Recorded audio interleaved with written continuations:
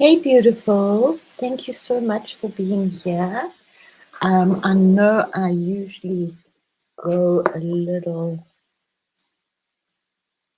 at 6 o'clock, but I did say 6:30 today. So welcome, welcome, welcome, welcome. So what an interesting day. Grimlick weather. Oh my, it's grey and feels like we're living in the tropics. It's muggy and hot. So I don't know who I've got here. That's all good. As I said, yeah, sorry, I do usually go at 6 o'clock, but I did say 6:30. And we will only, I think I'm just being erring on the road of caution here, on side of caution that we will just have PG on Thursday because he's busy fishing and river rafting and boating and playing with beautiful Mother Gaia. Oh, let me put myself on screen. There I am. Oh no, is this not working? Oh no. Hello. Am I not on screen?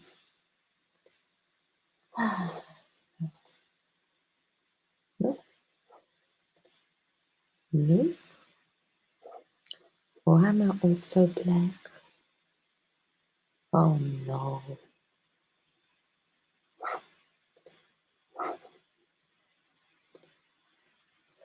It's not enabling my camera today. Enable. What's it?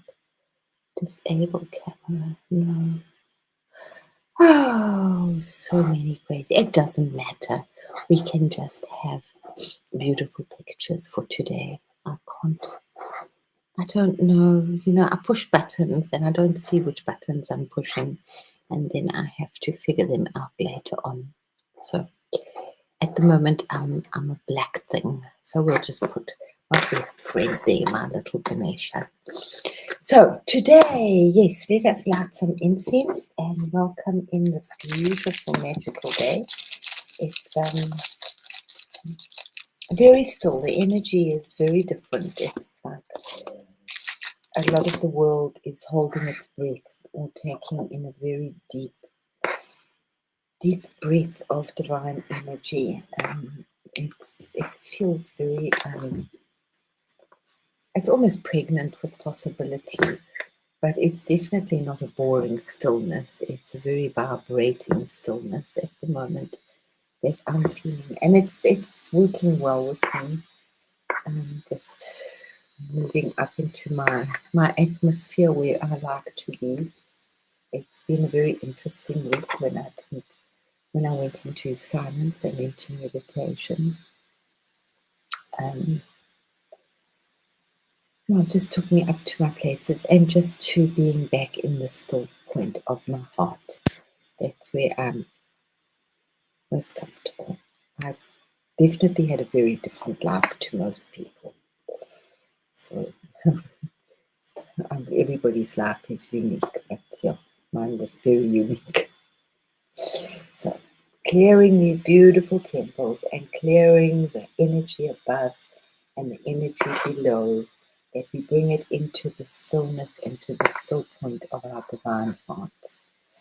Breathing in, breathing out, expanding our love, breathing in the divine energy into this beautiful pearl, making the pearl vibrate within our heart and breathing it out, expanding the energy of love upon our planet, expanding the energy of love within ourselves, within our home, to our loved ones, to our animals, to our street, to our village, to our country, to our planet, to the waters. We are the love, we are the creation, we are the machine, guys. We are this wonderful being to hold so much that we need to hold. To be the still point, to be an open channel for this divine love. God's secret weapon into the beautiful still point of our heart. Breathing and awakening, breathing and awakening.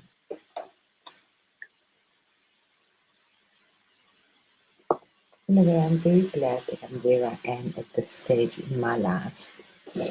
Um, that I can actually just adopt hugely the path of the sannyas. And it's not where I thought I would be in my life. But yeah, today we have the sacred bells to clear the energy of the Om Mani Padme Hum, of the Divine Mother who is and our divine earth. Oh, so much to talk about, so much to experience. To the delicate stuff.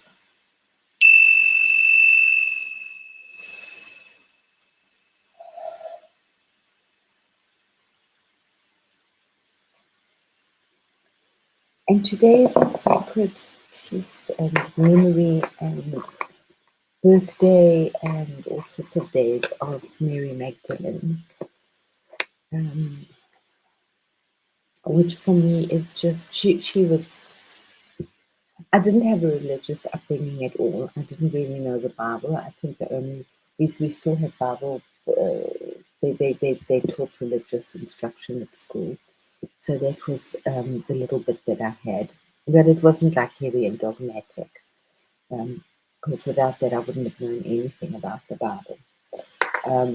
Though I was in a very, it was a little straight. I think my father was an atheist, but nonetheless he was also a Catholic. His mother was I'm not sure if she was French or German Catholic, but she really stood for the church as a representative of her family. And her parents didn't talk to her again because she married a person out of the faith. They were, Catholics were very, very, very strong on their faith. And as a child, I know that we had to get baptized. That was like very important. But going to church, we didn't do. And I think I can count I can count about 3, but I'll say 5 times on my hand that I went to church. However, I wasn't allowed to be with anybody that would go to, I could visit people, not that many. But I couldn't go to Sunday school with anybody. That was absolutely not. But then that was hugely because of the influence of the war and what happened here with religion during that time, and that manipulation and brainwashing. But anyway, that's not where we wanted to go. That was just very briefly. And when I was 19, 20, I got the book of Thomas à Kempis. Yeah. He was I think he was a 14th century or 16th century saint, and his discourses of religion and devotion. Love I always had, lots of love in my heart. But then I discovered Mary Magdalene. I kind of stupidly became a Christian when I was 21. It was also, how these things happen by default. I had to get away from my husband for a bit as well. But I'd gone down to my mother's half, very, very young half. There were lots of kids in the family. Very young half sister, or stepsister, down at the coast. And she was known to be like very religious, like had been for many years. But when I was there, they were crazy playing the piano and singing and dancing and smoking and drinking. And I thought, hello, my love. Thank you. Really nice to see you. Yeah, I don't think people really realize that I'm doing this. I did this at 6:30 today because I went for coffee with my boy, and I haven't seen him for so long because it's just been like that. So I did only start at 6:30. So we're just about to just really honor the day of how I really vibrated strongly, hugely with Mary Magdalene. And I think that energy is just so huge on the planet. And I was just saying, I really only just discovered religion when I was like 21 by default. And then I didn't have a church, so it was just me, my God, and my chair. And I would just read every day and just was in a space of absolute devotion. I know that Yeshua would come often to sit on my bed. I did. I had a nice. I didn't have cake today. I just had hot chocolate. If I have hot chocolate, I can't have cake. In the way that it's like hot, it's almost hot chocolatey because they make like really awesome hot chocolate. And as I said the other day, it's almost like a religious institution here. I've got coffee and cake, coffee and kuchen. It's not cheap, but it is delicious. It is, yeah. But I did do I don't do coffee at home, so it's just one of the very rare times that I enjoy coffee, and then I usually come back because I like that pressed coffee. Indeed, I do. I like it. And you go to one specific bakery, they only have that pressed coffee. Well, he doesn't drink it; it's too crazy for him. He drinks one of those latte things, those potato coffees, you know.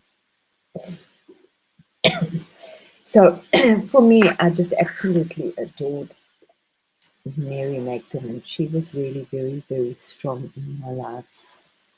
I'd had a bit of an interesting abusive, not from my parents. When my parents got divorced, my mother's boyfriend was quite abusive to me. So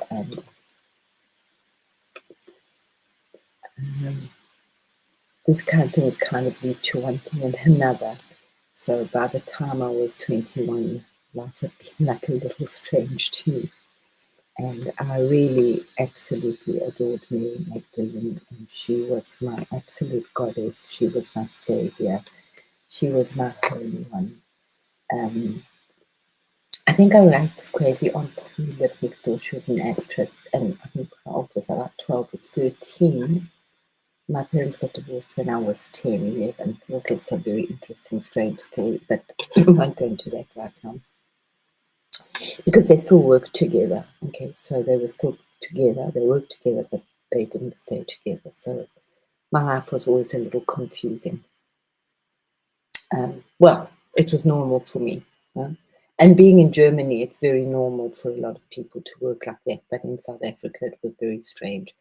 And I was ostracized a lot from society at that time because my parents were divorced. And a lot of kids wouldn't play with me. Both my parents were divorced. Times, yeah. So Mary Magdalene. Yeah. I think I feel that my first kind of taste of religion was Jesus Christ Superstar, which was the music. It was banned in South Africa, but my aunt had a copy of the thing, and I absolutely loved that music. I mean, I still would, for many years, it would be, you know, on Sundays I would do classical music or an opera, and that would often be one that I would play. And that song particularly, I Don't Know How to Love Him, which was sung by Yvonne Elliman at the time, was just so perfect and poignant, and just summed up so much of Jesus. I still call him Jesus, Yeshua. Yes, he was Yeshua ben Joseph. The whole story that is like pulled around over the years here that I've kind of opened up to have been, like, I think for many people also a little unkind. But I want to just rather work an immaterial of what the story is with Mary Magdalene, whether she was married to Jesus. I mean, I do believe that. I mean, she could have been part. There's no actual full-on proof. Everybody's arguing about trying to claim her. The French are claiming her in the south of France, that she like died in a cave. I've been to the south of France and Provence a lot. That she died somewhere else. I think that kind of the original story of Mary Magdalene, and which we tend to forget. Nobody talks about that anymore. So I'm going to just like recap, because there are two very beautiful stories of devotion and interestingness that have got lost. You know? So the first mention of Mary Magdalene in the I always called it the Bible book because I knew my Bible. In the Bible book was where she was about to be stoned as a prostitute, yeah, and because that was the punishment.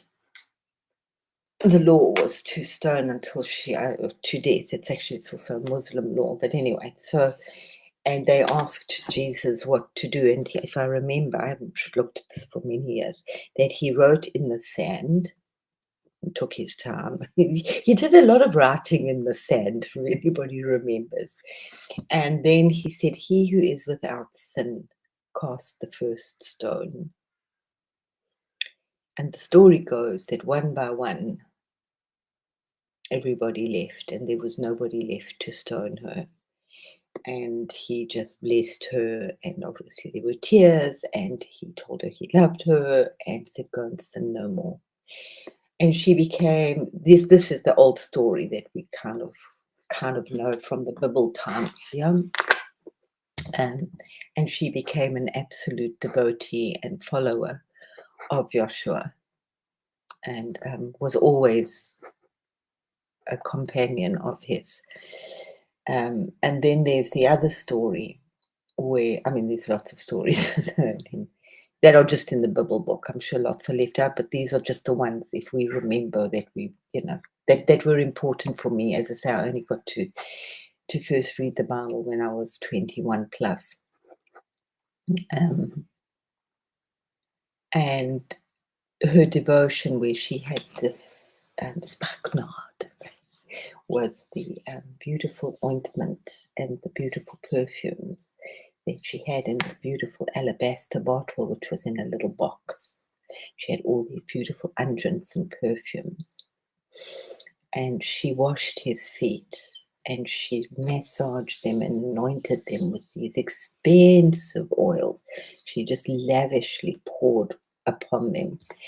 And Judas was very, very annoyed and angry about this, and said, "Don't you know how much money we could have got for that, and we could have fed the poor?" And I think Jesus's words went to the effect somehow of her love and devotion are more important right now. This is such an act of so much beauty. The poor you will always have with you, but I will not be with you forever. So that was another story. And then, of course, the other part that where she featured very strongly was that she was the first person that Jesus saw after his resurrection in the garden. And I mean, she had helped to dress the body and etc. We know that, but she was the first person that he appeared to, and he said to her, "Don't touch me, because I'm not ready yet." His body hadn't fully, and I can feel that with myself, that I'm, feeling like the body is definitely changing at the moment. And do we want it to be touched right now, because it is changing its DNA and its constitution right now. We're definitely changing. Some more than others, but that's all fine. So those are just the stories that were important to me. That absolute love and devotion, and the pure forgiveness that he had for her, of being a person who was stained and tainted. And then all this whole wara wara, fish pace, wara wara, goggle goggle, that has gone on over the last few years, I think is oops, I hope I haven't lost us. Whoops.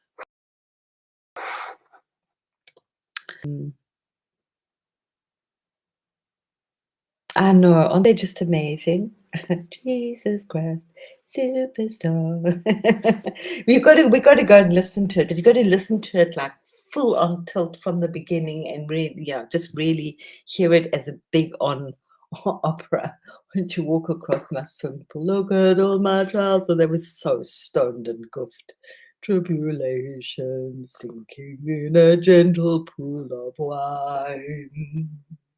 What's that in the bread? It's gone to my head. Oh yeah, I did enjoy those. Yeah. Yeah, as I say, it was totally banned, and I loved the cover. The cover was just so amazing. I mean, it was like a huge, like influential.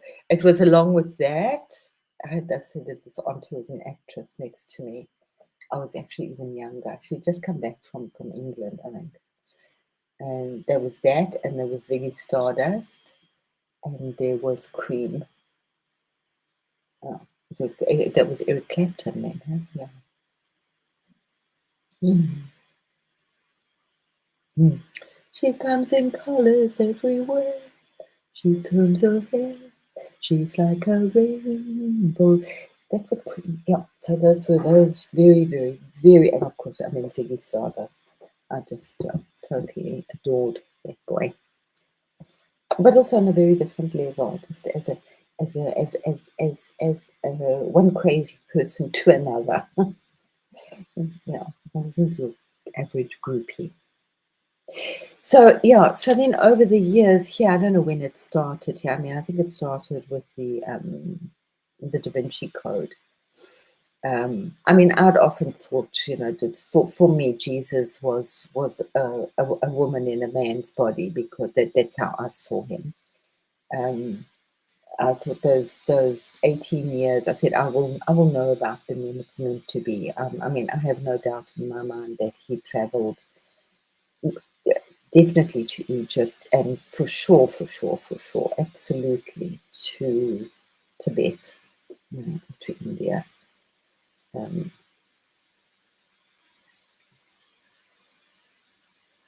oh, I don't know how to love him. Oh my God, and you know, I would cry. Oh my goodness, would I shed the tears? Yeah, yeah, I would just cry. That's all. I don't know how to. What to do? I don't think I would say many before. But it was my absolute song to Jesus. You know, my Jesus. This is my Jesus, not anybody else's Jesus. You know, I didn't have a church. I just had my Bible.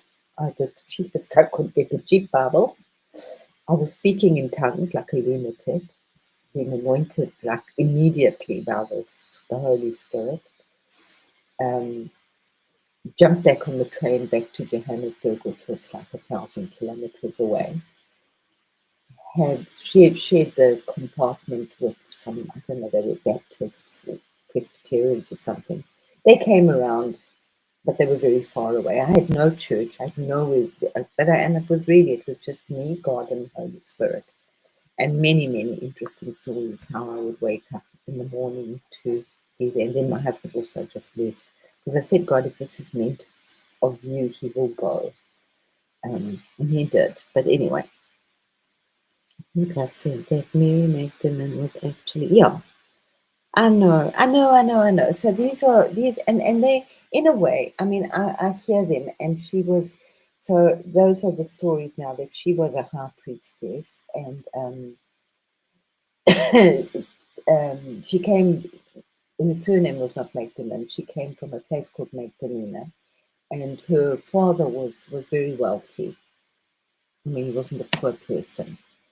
And that apparently him and Mary went off. They studied together, and she was a priestess. Yeah, she joined that thing. Um, and apparently they both. That's also part of the story. They both went off to study further in those during those 18 years, um, and they learned from each other. Yeah. In all probabilities, if they went off to India, they would have consummated, most probably, because all Indian gods and goddesses, almost all, and the priests and the gurus, as I said, they married. There's none of the celibate stuff. Yeah, some of them do become celibate. This is mainly later in life, or if they become Anghoris, then they go. But then they will also have like crazy relationships with other women Anghoris, like once a year, or whenever that happens. It's another story. But that's purely for religious, for energy purposes, for transformation, spiritual transformation. It has nothing to do with what we think it is, yeah. And then, of course, then the Buddhists and the Tantra. Okay, so but that's like we're going to that another day. Maybe it's like it's very we've got it all so wrong on this side of the world, you know. Because as Osho said, the only thing that gives us any vague idea of bliss and pleasure is the act of the orgasm or the act of sex. You know, which was taboo, taboo, taboo, taboo until until yesterday. You know. Love you. Thank you, Victor. Yeah. Thanks for being here. I appreciate that. And thank you for Truth Wave. It really is a very special place. And I hope I was really like channeling Mary Magdalene today, that beautiful, sweet, sweet, sweet energy. I'm channeling a lot of energy at the moment from the bliss point from far away. And that's just where I like to be right now. And I think it was somebody in the group said, have a great, great day.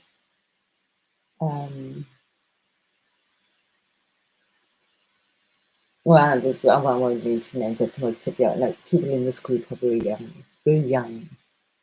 And somebody also said at the time, when I asked if they wanted to be on my show or something, they said, no, actually, my thing is just for people who are just starting out and learning to know. So that's okay, guys. You know, I'm fine. I'm doing my own thing. I'm pushing through other gates. Me and my Jesus, me and my Buddhas right now.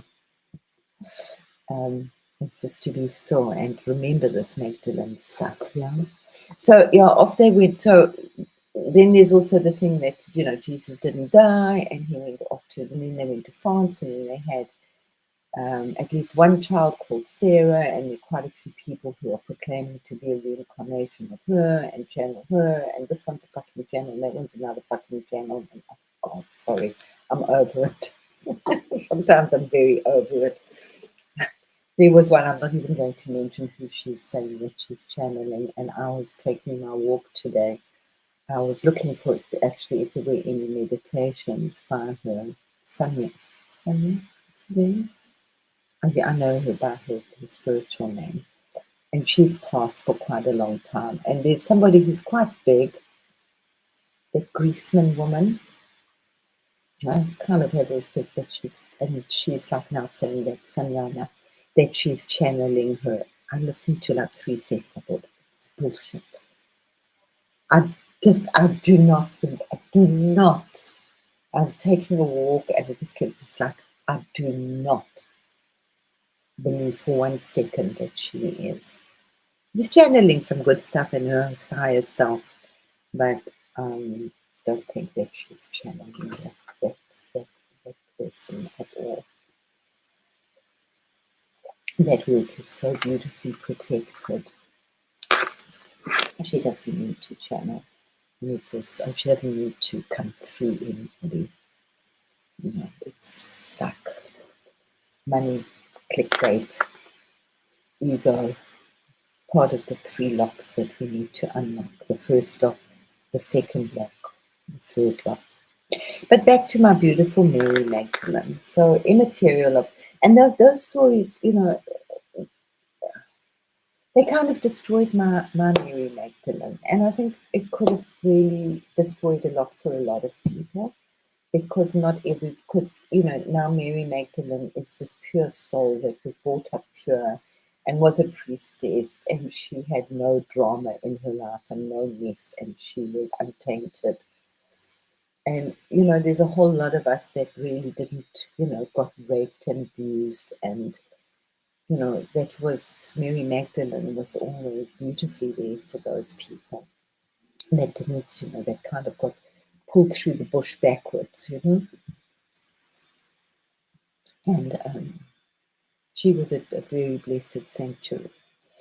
So these are part of my journey, how it really destroyed a lot. Same as like, you know, my sister and her Christianity and what they do in the name of God, literally to my mother, and that, you know, killing people, you know, cover up your shit.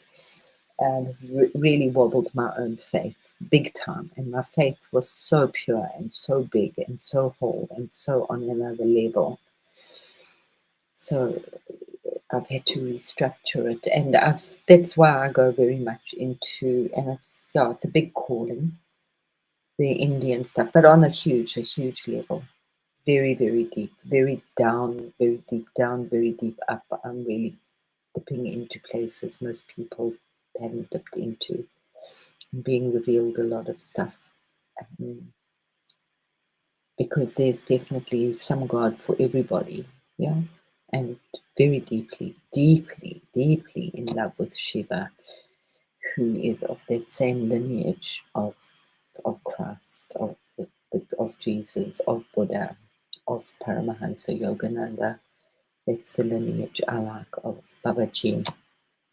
And that's where I feel very comfortable in, and often have them sitting around, yeah. But immaterial of what the story is. So, I mean, whether you agree with me or you don't, these were just my thoughts that I wanted to put forward for today on Mary Magdalene. That I really loved her as a tarnished woman. I remember my husband, who's like thought he was Jesus, which is right, he is. It's a big thing. Heard a bit about my story. He said, "Oh, you found his Magdalene," but in my space, it was just devotion. It was such a beautiful, deep, deep, and often a relationship of pure of love can be so much deeper when there's no sex involved. You know? And it's so much deeper because there's that deepest, intimate love. There are absolutely, since we all perceive the divine, absolute. Well, that's it in a way. Well, and I was thinking about that today, Trista. Yes and no. There's like half the population that are a bunch of sheep and they believe what they've been told. Yeah, with maybe a little variant here and there, but basically they just believe what they've been told. So it was just an interesting thought that I had that today, because I was also thinking, well, there's like 8.5 billion gods, but no, there's 3,000,001, I believe it is, Indian gods. Just one for everybody. Yeah, we've got to find one somewhere. Or you mix. That's what's wonderful about that stuff, is you mix, and then you can change. And you can have one main god for a while, and then you can change. There's no, and the temples, that's so like they're not state. They're not built by a religious order. They're built privately. They're just private people that have built those temples because of their respect and their adoration. I know.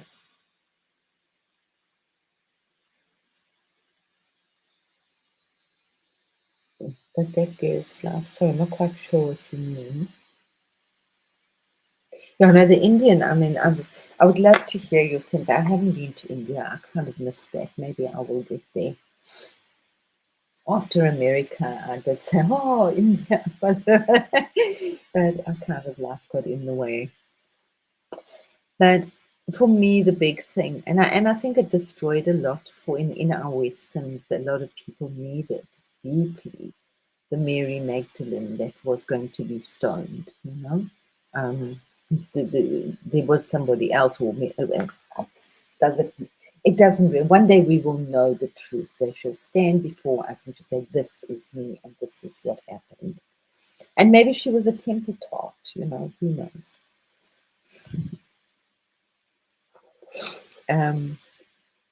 But the bottom for me, that having thought about this a lot today and the last few days, is that the bottom line is devotion, and that's the bottom line is devotion in Parvati.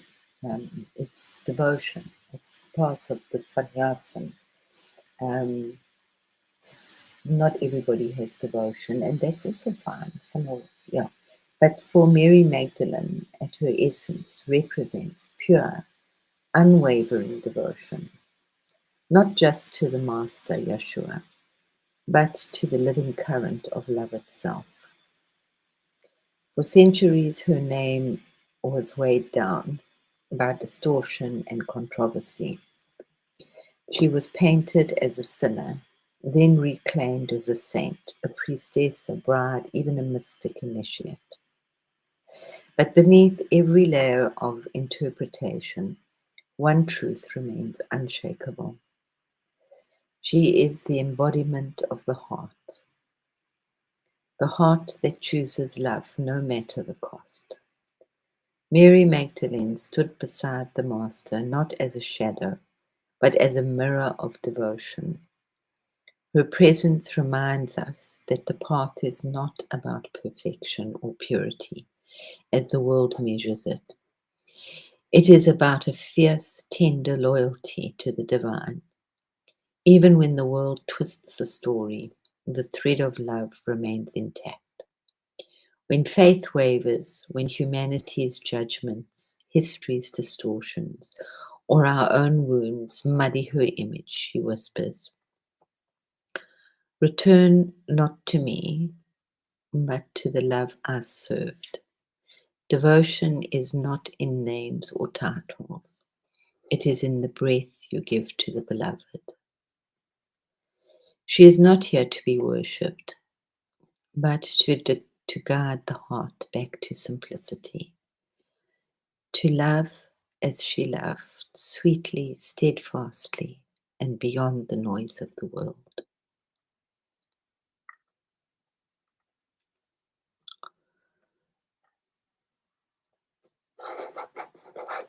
Oh.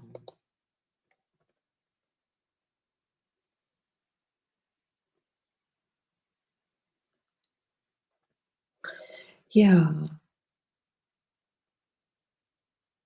Well, it's about belief. That's what happens. I just want to read this, beauty, and maybe I'll put it on Discord because I'm just into devotion at the moment. That's where my silence and my meditation are taking me at the moment, and it's very beautiful for me. Share what what I want to share, just because it goes out into the cosmos right now. Um, a lot of the things I'm having right now, and the visitations and the oh, I mean, I can share them, but whether people understand them, but some people do, some people don't. I know my road, my path has always been a very lonely road in all things in my life, and that's fine. It is what it is. I don't have a problem with it. Where am I? I was here somewhere. It was I know it was I was somewhere. I was somewhere. Ah, there I was. Yeah. The invocation to Mary Magdalene.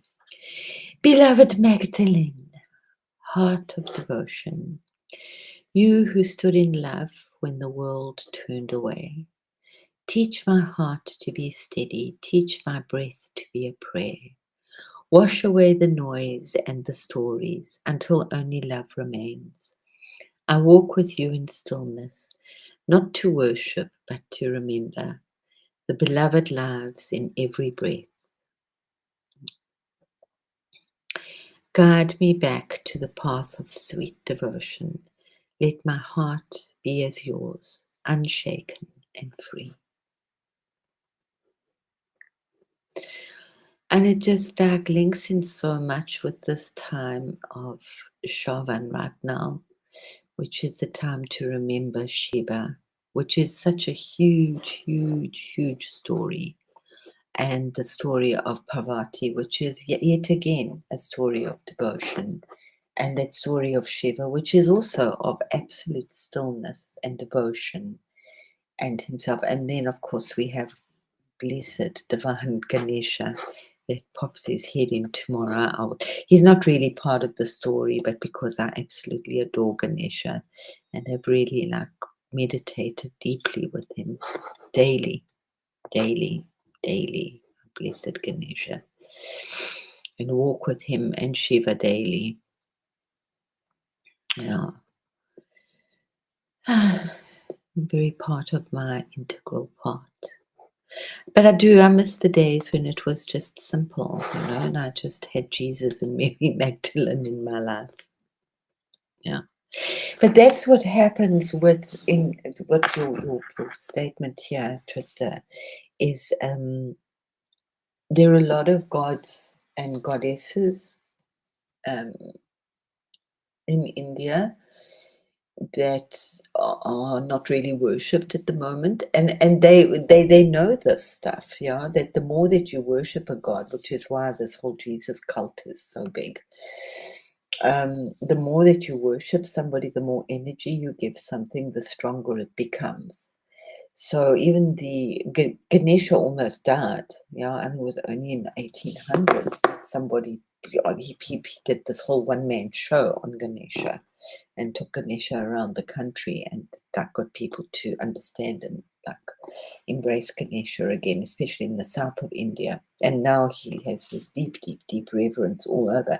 But his temples had almost died out, and he's one of the oldest gods. And they found, I mean, he's like way before, like three, so it would be 5,000 years old that they found things of Ganesha. Also, obviously, in Tibet before Buddhism. And so he goes back, way back, and they have Ganesha in Shinto in Japan. So, and obviously in all those other Eastern countries, you know, the Indonesia and Bali and those ones, you know, so that whole Eastern bloc. But we don't always think that. I'm not sure if he's in the Chinese thing, but he's definitely in the Japanese. And in the Buddhist, obviously. He must be in the Chinese stuff. I haven't really looked that deeply into that side. It takes me all over. There's like so many. I'm not calling them rabbit holes because they're not rabbit holes. They are definitely time warps and loops and um, cosmic journeys and bridges of deepest reverence and sound and music and everything is there. Yeah. So yeah, so then as I said, then we have Parvati, who was absolute deepest devotion as well. And that's personal for me. I'm loving the devotion. That's what I have, that's where I am. It's just the gratitude and the devotion. We all choose our particular path. And we, you know, and they change, right? Before it was a path of learning, but there's always been that thread of devotion through, and I lost it. I lost a lot of that in the craziness of this crazy planet. Yeah. So when Shiva says, "I've always been there," I cry a lot with Shiva at the moment. Um, he comes down and he carries me, which is really beautiful. Because of, and it's hugely because of these crazy teachings that are in the West. I liked it when I didn't have any of these teachings. And yeah, when things got crazy in South Africa, I just turned off computers completely. Because I want to, and that's just been me. My way is that I want to just know I'm sufficient unto myself. I don't need the ones and the gongs and the bells and the smells and the pongs. I've done a long journey with Rudolf Steiner. But that was always for me. I always think, whatever I touch, my Jesus is always there. There's always the Christ consciousness behind whatever I was studying until I hit the space with my sister and her church and the corruption and how she's revered because she plays the organ in the church. And I'm not allowed, I'm not allowed to know anything because she's part of the church. So it's like a whole big corrupt system. And it's the one that I think we have to really be like really a little bit aware of. Don't get into arguments with it. Just keep your Jesus, your belief, your holiness within yourself, because it is your connection to your divineness. So let's just talk a little bit about my beautiful Prakriti. Where is she? Lovely. So I don't know what I've got here. I was rushing around a little too much, and that's okay. So let's just see. Well, we have what everybody thinks is just the dance of Shiva, which is a little more, it's a dance of destruction. But it's not. It's a dance of beauty and a dance of chaos, and he has to stop, otherwise he would go a little bit. It's like the what are they called, the Sufis, yeah, when they do that spiral dance. Yeah? You can go completely. No, dancing is big trance dancing. I'm coming, my baby. We're going to go. Sorry, I have a dog that wants to go. And Parvati just meditated for years, and it was, just because she had so much love for Shiva. And then they move into this, which is the dance of yoga. So I'll just dip into this very deeply, because they created this other beautiful dance, which was the dance of yoga.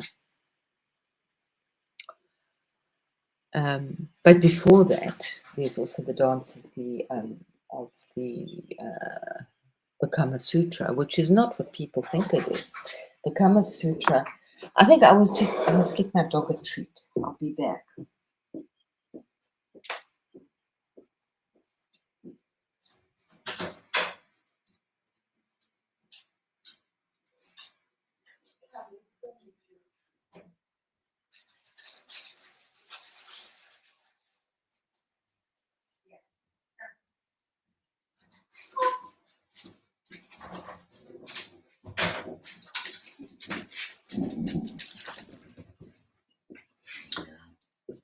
There we go. The Kama Sutra, I think I was also really blessed to be able to find in the most beautiful illustrated book of the Kama Sutra, which I gave to my daughter, my teenage daughter, as part of her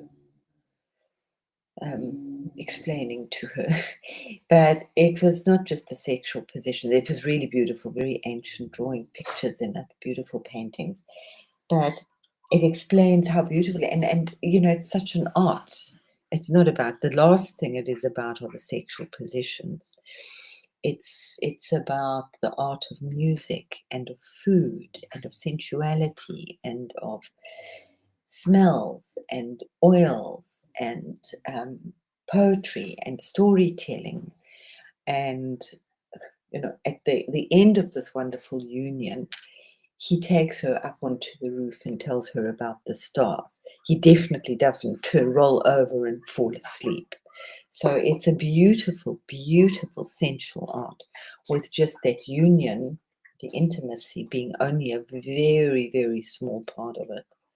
It's all of the foreplay and the eating and the wooing and the adoration and the afterwards. Yeah, it's absolute. But it got really messed around when it came to this side of the world. Anyway, and maybe we'll speak a bit more. There's so much just on this, and at the same time, but they're all linked together. So we are working hugely with this Shakti energy. I prefer to call it Shakti versus Kundalini, because people get Kundalini a little mixed up. And the Kundalini is the rising of this beautiful, of the Shakti energy, of the Parvati energy, which starts in the spine. And it is, yet again, it's Ganesha, which we'll talk about tomorrow. Ganesha is the guardian of this, because without Ganesha and his guardianship, it's not really going to, we need this protection. And so there's so much love and devotion and compassion and sweetness between Shiva and Parvati and Ganesha. It's just such a beautiful, beautiful story. And I don't think it's so much a myth. So long ago, before the mountains had names and rivers found their courses, the world was quiet, not silent, but waiting. Above the snow-clad peak sat Shiva, the eternal ascetic, the still sky that watched all things. He was the endless witness, lost in meditation. Remember, his heart had been broken here. He just went off to meditate. He'd lost his love. His energy drawn inward like a vast ocean without waves. The world loved his stillness, but it also longed to awaken, to bloom. In that waiting silence, Parvati was born. She was not fire nor storm, but a soft and steady river. The daughter of the mountains, she carried the patience of stone and the devotion of flowing water. Her heart knew only one truth, to bring life and love back into the still sky of Shiva. So sad, so poignant. Parvati did not rush towards him with magic or force. She sat by the riverbanks and prayed day after day, season after season.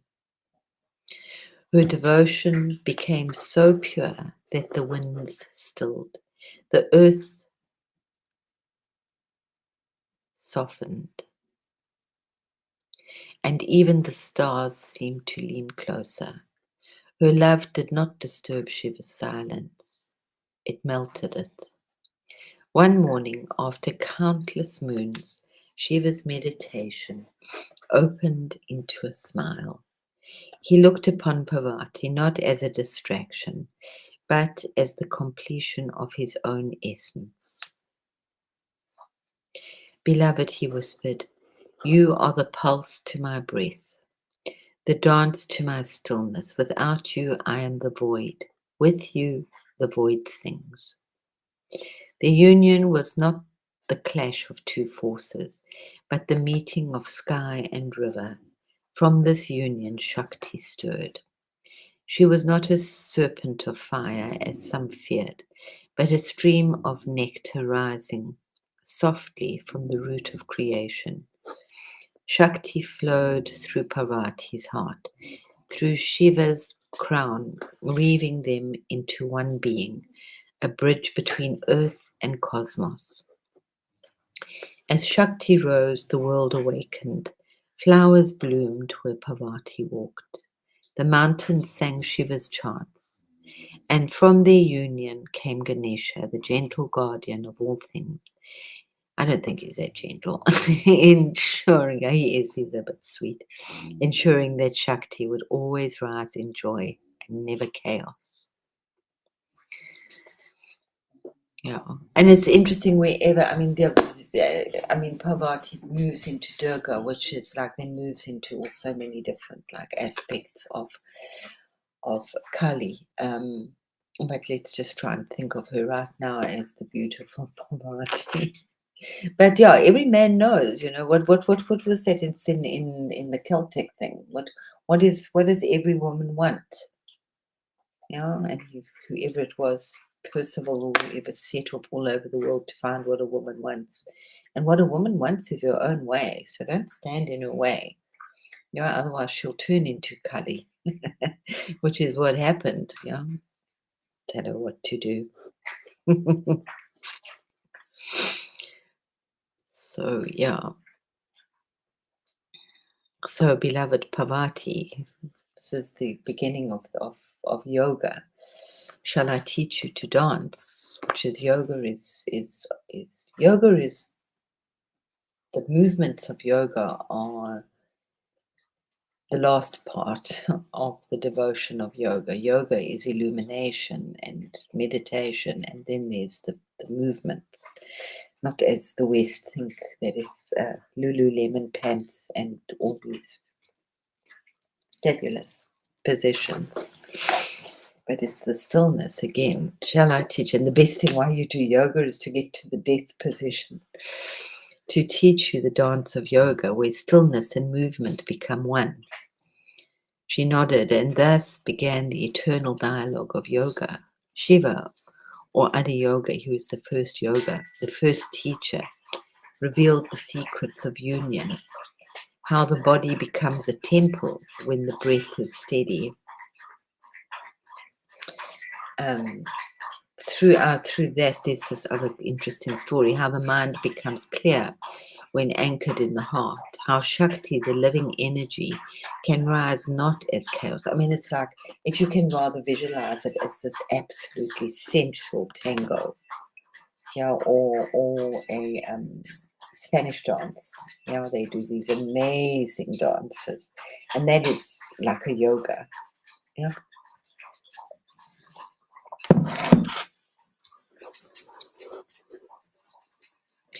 How Shakti, the living energy, can rise not as chaos, but as a spiral of bliss when guided with care.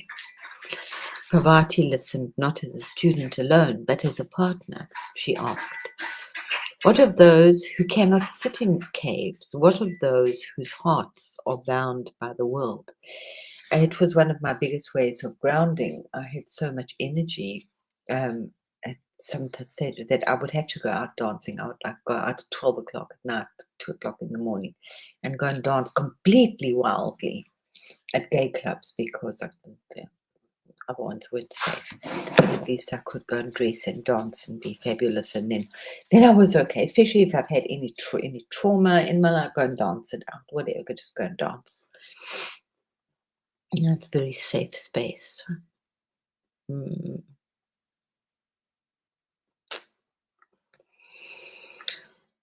So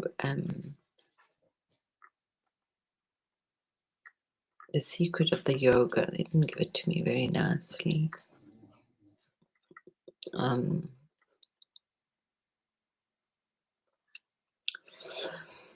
So for now, the yoga story for us is really just this breathing up and down the spine, because it is breath work. And the more clear that we can become in this breath work, the easier it's going to be for us indeed.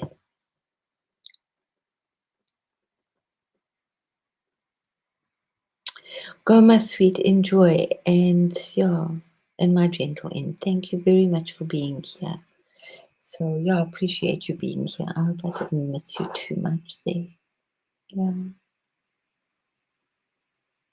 So we will see you through, and I hope you have good luck with your tattoo.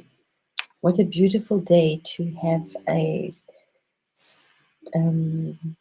moon, but you're not having the sun, eh? No, just having the shades of the moon. So just tune into Shiva's energy, because he is the moon as well. He holds the moon. He holds so much. It's just this blending, this union of Shiva and Shakti is just so beautiful. So let us just breathe into our spine, up and down, clearing that passageway, so that the energy, the Shakti energy, can just gently start swirling from the bottom, our base, and awaken, and then move gently up our spine, because any of our negative attitudes, our grief, our pains, our trauma create blockages where it can't move. And obviously, if it can move into the heart, which is why we're working with just breathing in and out the heart, down and up, so it just works very beautifully with that. And then it rises up to this magnet of Shiva at the top, and a gentle, very gentle, controlled, no big bangs. You can have the bang, you'll get them, don't stress. But right now we don't want these big bangs. We want to keep our feet firmly on the ground and just plug in beautifully to Mother Nature. You can get your Kundalini awakening in nature. You can get it anyway. So I'm going to just read briefly our beautiful invocation for the day, which I think is just so important. Beloved Source, within my heart, pearl of light in the lotus of my being, with my first breath I awaken, with my next breath I expand. Each inhale draws in peace, each exhale pours out love. May my steps today be soft blessings. May my words be threads of compassion. May my heart be a sanctuary where earth and stars meet as one. Shakti rises within me like a gentle stream, guided by love, steadied by grace. In all I touch, may light be planted. In all I meet, may beauty be revealed. I awaken in love. I walk in compassion. I breathe as the infinite. So be it, so be it, so be it. Namaste. Om Shanti Shanti. So, beloved hearts, beloved sweet ones, thank you so much for being here. Thank you so much for your appreciation and your enjoyment. I hope you enjoyed. And I love you and leave you. And we will not be with PG tomorrow.